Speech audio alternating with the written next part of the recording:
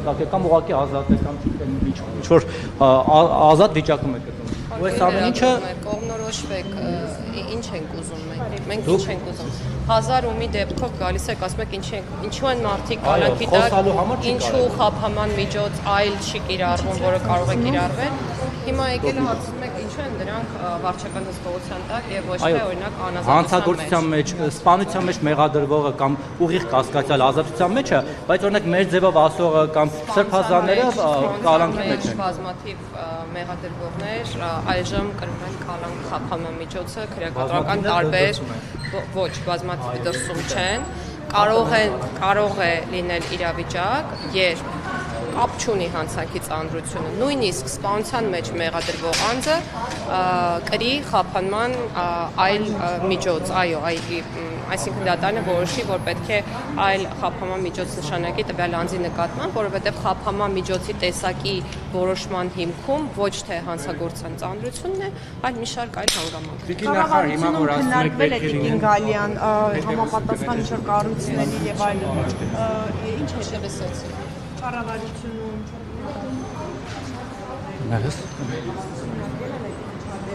վարչապետը հետևություններից է խոսում, դուք տեղյակ եք որևէ քննարկումից կամ գուցե մասնակցել եք։ Ոչ, ես չեմ մասնակցել որևէ նման քննարկումին։ Իսկ որ ասում եք բայց կարծում եմ, որ դուք էլ տեսել եք, որ ներքին գործերի նախարարությունը հենց դեպքից անմիջապես հետո սկսել է իր ակտիվ աշխատանքը, որպեսզի ի վերջո հասկանանք, թե ինչ է տեղի ունեցել։ Բայց արդեն անցել է 1 օր, որևէ ձեռքբերված կամ որևէ անձ չի հայտնաբերվել։ Սա արդյոք չի նշանակում, որ այդ աշխատանքը ամեն դեպքում արդյունավետ չի իրականացվում կամ գուցե ոստիկանությունը, նախարարությունը ստապում է աշխատանքի արդյունավետությունը չափելու համար մենք պետք է ուղղակի սպասել։ Ինչքան սպասել, ի վերջո համայնքապետը դատարանը սեփական դիմաց ոստիկանության աշխատող է։ Այնքան ինչքան որ անհրաժեշտ է, որպեսզի Եվ երեք օրինակ նաև հնչում էին տեսակետներ, որ եթե օրինակ իշխանության ներկայացուցիչի վերաբերյալ վեստիկում անօրինը արագ հայտնաբերում են, Փաշինյանի ուղղությամբ խնձոր նետողին անմիջապես հայտնաբերում են, տանում են դատարան, կալանքի եւ այլն, բայց երբ որ ընդդիմադիր համայնքապետը Կներեք, ձեր հարցադրման տողատակը որն է, որ բավարար ջանք այս դեպքում կարող է եւ չգործադրվել։ դուք հասկացեք, պետք է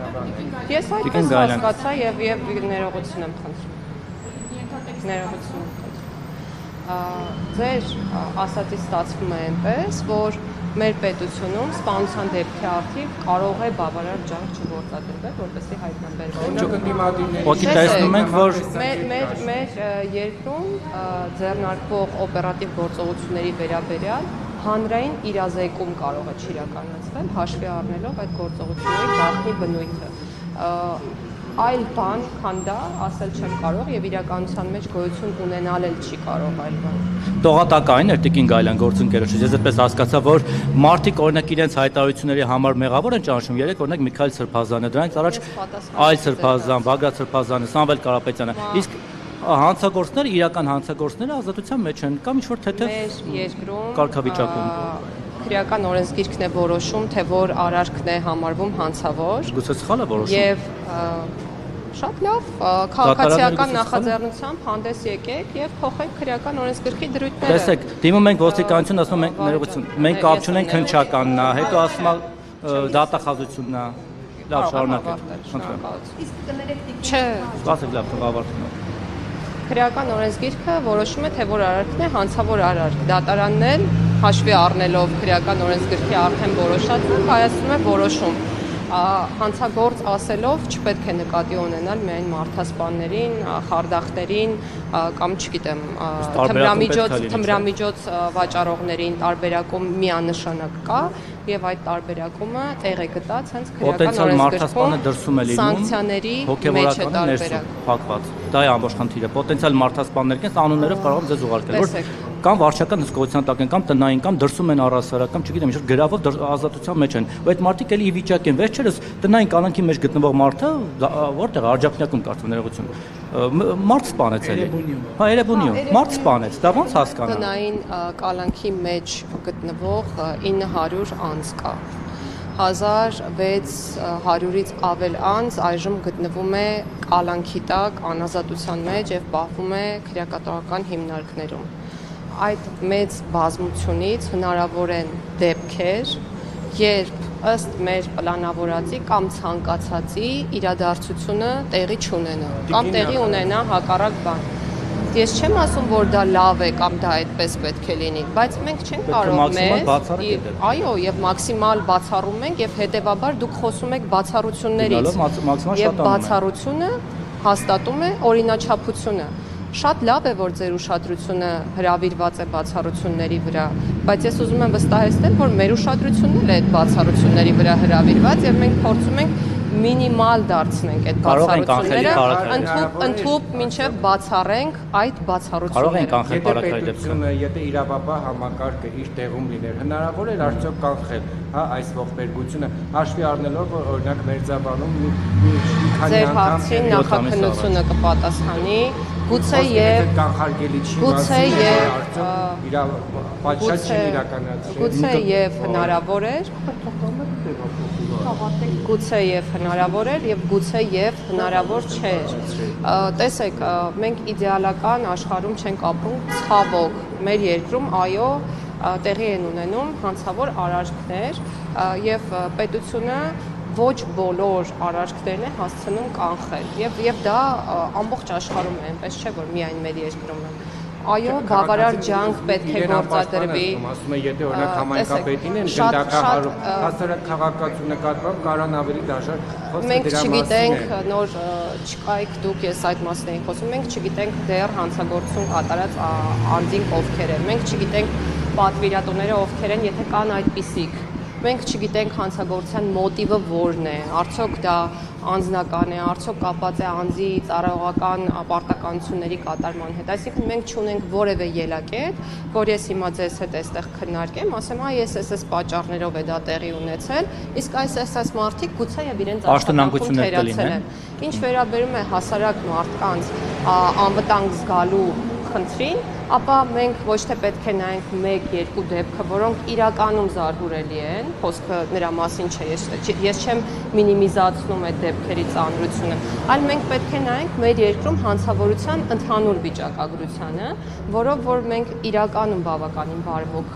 դրության մեջ ենք գտնվում, եթե համեմատենք եւ տարածաշրջանի երկրների հետ եւ այլ արտասահմանյան երկրների հետ։ Այս պահին իհարկե ոչ, որովհետեւ ես ձեռքից տակ չունեմ վիճակագրական տվյալներ, բայց կարող եք ինքներդ կներեք այս իշխանությունը մշտապես հղում է անում նամբե ու ինչ որ վերլուծություններ տվող կազմակերպության, որի նկատմամբ վստահություն չկա։ Դուք սրա վրա եք հիմնվում։ Չէ, դուք կարող եք Արմստատից վերցնել վիճակագրություն հանցավորության վերաբերյալ եւ այլ պետությունների պաշտոնական վիճակագրական կայքերից վերցնել համապատասխան թվական ցուցանիշները եւ կատարել համեմատություն, ընդ որում եթե դա անելու եք, կցանկանայի, որ ուշադրություն դարձնեք հանցագործությունների տեսակին մեր երկրում որպես կանոն, ես չեմ ասում սա որպես լավ երևույթ, բայց ընդհանուր հանցագործությունների վիճակագրության մեջ 50 եւ ավել տոկոսը սեփականության դեմ ուղղված հանցագործություններն են, այսինքն անձանց դեմ ուղղված հանցագործությունները կյանքի առողջությունը վտանգող հանցագործությունները բավականին քիչ են մեր երկրում։ Տիկին նախարար, կներեք, դուք մի միտք արտահայտեցիք, ասեցիք պետությունը չի կարող բոլոր հանցագործությունների կանխման հետքերով գնալ։ Չէ, կանխման հետքերով չգնալ, կանխել։ Կանխել, դուք չեք կարծում սա վտանգավոր է, որովհետև կարող է սա վախի մթնոլորտ նույնիսկ առաջացնել երկրում, որ մարդիկ առիթավորվեն, որ պետությունը մեկ է ամեն ինչի հետևից չի կարողանում գնալ, լուծենք մեր հարցը։ Պետությունը ամեն ինչի հետևից պետք է գնա բացահայտելու նպատակով եւ պետք է բավարար ջանք գործադրի, որպեսզի կանխվեն, բայց օբյեկտիվ իրականության մեջ կկանխվեն բոլոր հանցագործությունները, թե ոչ, ըստ քաղաքացին ինձ թվում է միամիտ չէ, ժողովուրդ եկեք մեզ վարդագույն ակնոց կարծում եմ ոչ ոքի աչքերին չկա եւ քաղաքացիները ինչ վիճակ գուցե Տիկին նախարար, տեսեք, քաղաքացիները, չէ, հարգելի լրագրողը երեկվա իմ կարմիր պիջակի հետ կապված է դիտարկում անում, որը կարծում եմ ամենամեծ խնդիրն է այս ամենի մեջ։ Տեսեք, Իհարկե, պետությունը բավարար ջանք պետք է գործադրի, որպեսզի կանխարգելի հանցագործությունները եւ նաեւ մենք մշակում ենք առանձին ռազմավարություն, որը ուղղված է հենց հանցավորության թվերի նվազմանը եւ հանցագործությունների կանխարգելմանը եւ այդ առումով խնդիրը միայն դրված չէ իրավապահ մարմինների կամ ոլորտում քաղաքականություն մշակող մարմնի առջեւ, այլ խնդիրը շատ ընդհանուր է եւ խնդրի լուծման պատասխանատու նաեւ յուրաքանչյուր քաղաքացի է, ինչպես նաեւ շատ լայն սպեկտրի քաղաքացիներն են պատասխանատուները, սկսած մեր երեխաների կրթությունից, չգիտեմ, նախակրթական դպրոցից համապատասխան գիտելիքներ տալուց եւ այլն։ Այսինքն սա երկար եւ անընդհատ process է եւ քաղաքացին կարծում եմ խնդիր չունի իրեն անվտանգ չզգալու, որովհետեւ մինչ այս պահը ամեն դեպքում համատարած հանցագործությունների վերաբերյալ որևէ տվյալ մենք չենք ունեցել, իսկ առանձին դեպքեր եղել են, կան եւ ես քանի որ վարդագույն ակնոցների մասին շատ խոսեցի, չեմ կրում այդ ակնոցները եւ մարդկանց բնույթն ու էությունը հաշվի առնելով կասեմ, որ նաեւ լինելու